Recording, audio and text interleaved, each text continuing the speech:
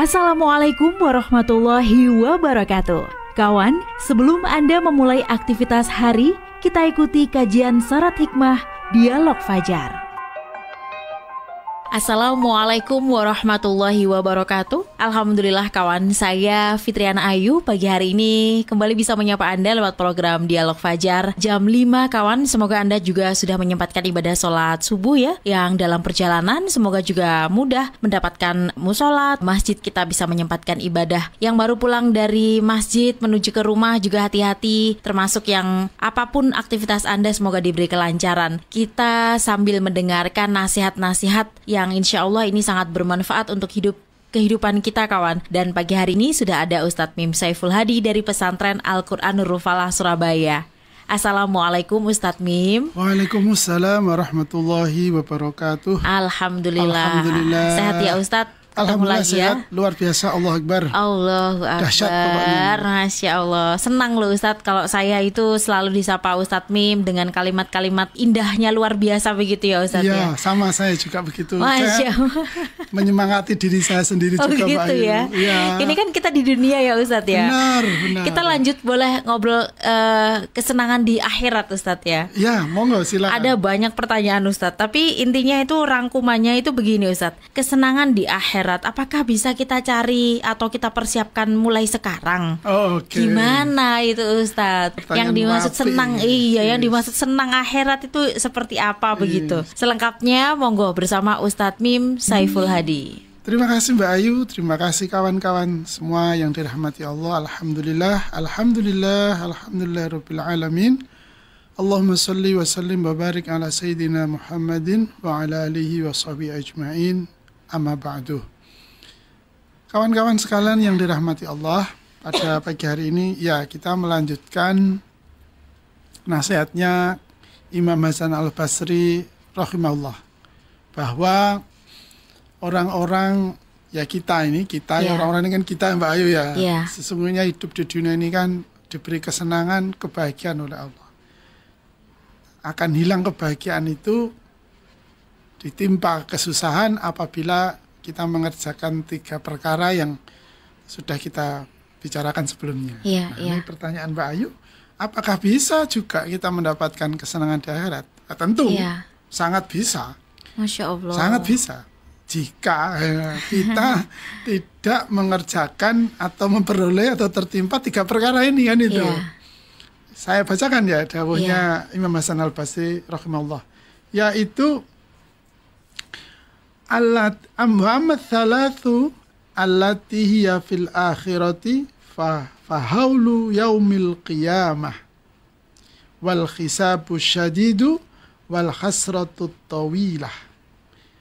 Adapun 3 hal atau 3 keadaan, 3 siksaan yang akan dialami, yang akan diperoleh di akhirat, yaitu ketakutan pada hari kiamat.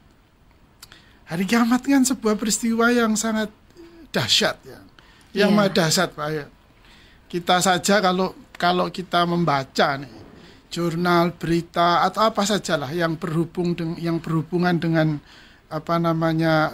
perubahan iklim itu Mbak Ayu ya. Kita membaca tentang protokol perubahan iklim itu kan sudah sangat mengerikan. Dibaca, kita renungkan, kita bayangkan misalnya es di kutub utara itu mencair dalam waktu yang cepat, itu kan sudah selesai untuk menenggelamkan daratan ini. Tidak usah bicara gunung meletus kan itu ya. Kemudian kita berbicara tentang link fire misalnya gitu ya. Itu kalau gunung satu meletus maka akan mempengaruhi erupsi di gunung yang lain walaupun tempatnya berjauhan itu ya. Itu kan sebuah fakta-fakta alam yang bisa kita lihat, bisa kita baca, dan analisis ilmiahnya kan masuk sekali itu. Dan itu kita bayangkan ini sing donya gitu. Itu hanya sebagian saja, kengerian itu ada di depan mata kita. Nah, seandainya kemudian kengerian itu kita baca dalam misalnya surat Al-Zalzalah, dalam surat Al-Qari'ah, dalam surat Al-Qiyamah, dan banyak lagi Allah telah menjelaskan kedahsyatan hari kiamat. Kan kita pasti miris itu. Miris sekali. Nah, ketika kita merasakan bahwa peristiwa hari kiamat, kejadian hari kiamat adalah sesuatu yang sangat menakutkan, maka ini akan menimbulkan kegelisahan kepada kita, ketakutan kepada kita, sehingga kita akan melakukan atau orang akan melakukan sesuatu yang dia di luar kendalinya dia gitu. Nah, padahal kan ini ya, padahal pada saat yang sama Rasulullah pun juga sudah mengajari kita, betul, kiamat itu sebuah peristiwa yang dahsyat, yang menakutkan. Agar kita selamat dari bencana kiamat, kedahsyatan kiamat itu, Rasulullah memberikan banyak resep. Salah satunya misalnya, ini pernah sudah kita bahas agak lama juga Mbak Ayu, tentang kita berkata yang baik kan itu ya, mangkana yu'minu billahi wal yaumil akhir falyakul khairan aw liyasmut. Nah, kalau kita ini percaya, yakin dengan terjadinya hari kiamat dan iman kepada Allah, maka berkatalah yang baik atau diam. Nah, itu wis resep yang paling gampang lah kita ya. Wis nek gak iso ngomong apik menengo gitu aja kan. Ya. Daripada posting sing elek yus alung diam aja, nggak usah diposting. Kan nggak modal itu kan nggak modal. Nah, orang-orang yang berhasil melakukan ini Mbak Ayu, maka di akhirat akan pasti mendapatkan rasa aman. Masya Allah. Rasa aman. Kesenangan di akhirat itu dia dapatkan. Dia tidak dihantui, dihantui hari kebangkitan. Saya kan itu kan, kita di ajaran agama kita ini kan ada pelajaran namanya Yaumil Ba'ats, itu kita dibangkitkan. Kita dibangkitkan nanti itu di Yaumil Ba'ats itu ya, bangkitnya kita ini sesuai dengan amalan kita di dunia. Nah, ini kan dapat Mbak Ayu. Pertanyaan Mbak Ayu kan ketemu ini. Kalau kita ingin di akhirat dibangkitkan menjadi orang yang seperti apa? Orang yang baik ya, kita lakukan kebaikan.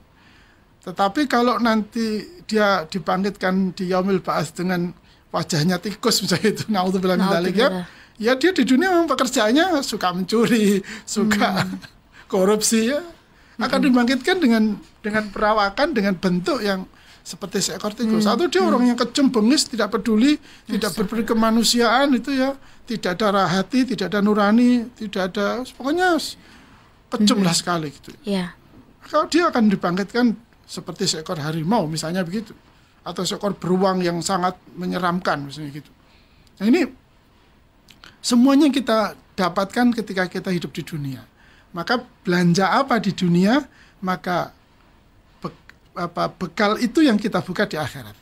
Itu apa yang kita tabung di dunia, maka tabungan kita itulah yang kita petik di akhirat. Ini yaitu rasa takut karena kedahsyatannya hari kiamat. Yang kedua Mbak Ayu, yaitu wal hisabus syadid, yaitu pedihnya hisab, perhitungan. Sekali lagi, kita ini hidup, apapun yang kita lakukan, apapun yang kita kerjakan, apapun ya Mbak Ayu ya, apapun, entah itu perbuatan, entah itu ucapan, sampai pada pikiran, perasaan, itu semuanya terhitung. Loh, kok bisa Ustaz? Iya, niat berbuat baik kak sido dilakoni wis oleh siji. Artinya padahal niat itu masih di dalam hati loh ya. Itu sudah ada pahalanya, sudah ada catatannya kan itu. Jadi kalau pakai istilahnya jejak digital itu Mbak Ayu ya, ini lebih canggih dari itu ya. Kalau jejak digital kan kita masih harus mengakses ya, harus ngetik atau apalah, pokoknya harus menyentuh tombolnya kan. Tapi kalau sudah bicara hisab itu semua yang kita lakukan, zahiran wa batinan, lahir maupun batin kita. Misalnya naudzubillah min dzalik, saya mengolok-olok Mbak Ayu di dalam hati misalnya gitu ya. Misalnya gitu ya. Sudah catatannya misalnya.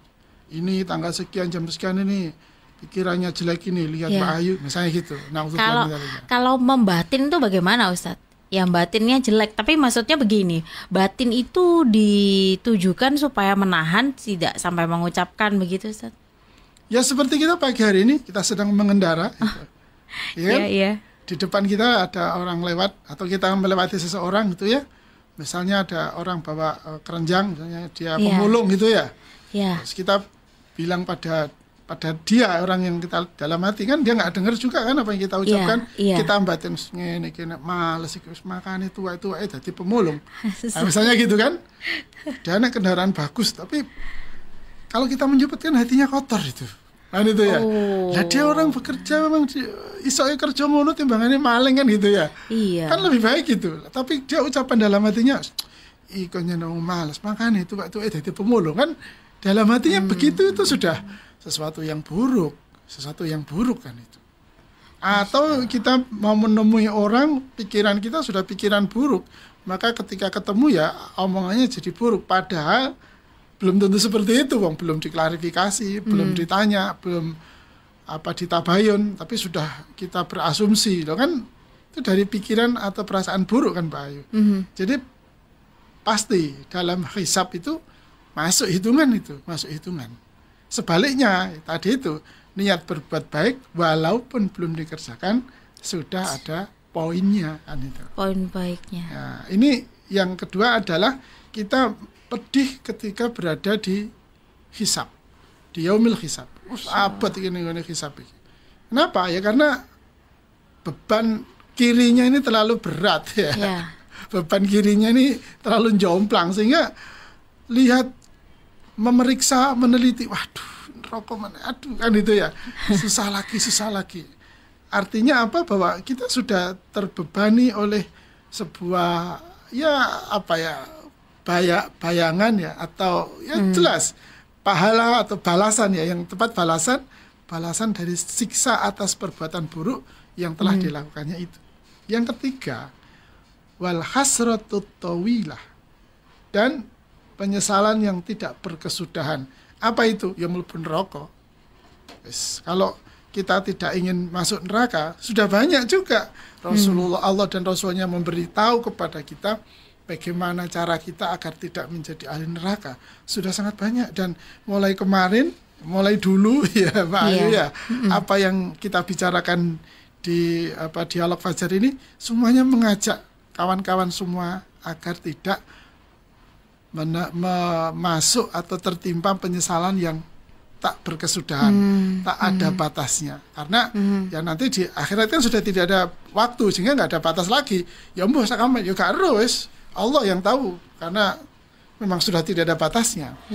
Maka dari itu kawan-kawan sekalian rahmati oleh Allah, kalau kita meneliti atau kita merenungkan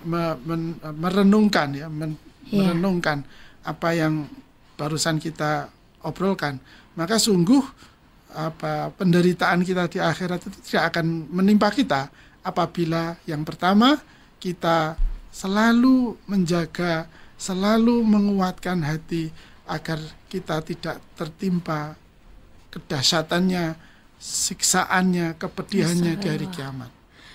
Dengan apa? Ya dengan banyak hal yang sudah kita bahas sebelumnya. Yang kedua, agar kita tidak mendapati kesusahan, kesedihan, kesulitan di yaumil hisab, ya kita ringankan hidup ini dengan melakukan hal-hal yang memperberat timbangan yang kanan itu. Jangan yang kiri terus itu ya. Atau ya sudah tidak usah kiri lah. Jangan coba-coba yang kiri, jangan coba-coba aja. Kadang-kadang kepeksa Ustaz. Kepeksa ke bolak-balik. Nggak kerasa soalnya Ustaz. Ya, kemudian yang ketiga, agar kita tidak menjadi ahli nar, ya, sudah jelas, maka kita harus berbuat baik dan menjaga keimanan kita. Itu aja Mbak Ayu, semoga bermanfaat. Amin ya Rabbal Alamin. Insya Allah Ustadz ini langsung mengingatkan siapapun ini ya, tetap pada jalan Allah, selalu berdoa juga, selalu disertakan Allah di setiap aktivitasnya. Amin, insya Allah. Demikian dialog Fajar pagi hari ini. Saya Fitriana Ayu dan juga Ustadz Mim Saiful Hadi pamit. Wassalamualaikum warahmatullahi wabarakatuh. Waalaikumsalam warahmatullahi wabarakatuh. Program Dialog Fajar yang baru Anda simak kerjasama Suara Surabaya dan Pesantren Al-Quran Nurul Falah Surabaya, lembaga dakwah yang amanah, profesional, dan berbasis Al-Quran. Pesantren Nurul Falah mencetak guru-guru Al-Quran dengan metode tilawati dan tahfidz Al-Quran. Informasi dan pemberian donasi hubungi 031 828 1278 atau nurulfalah.org. Wassalamualaikum warahmatullahi wabarakatuh.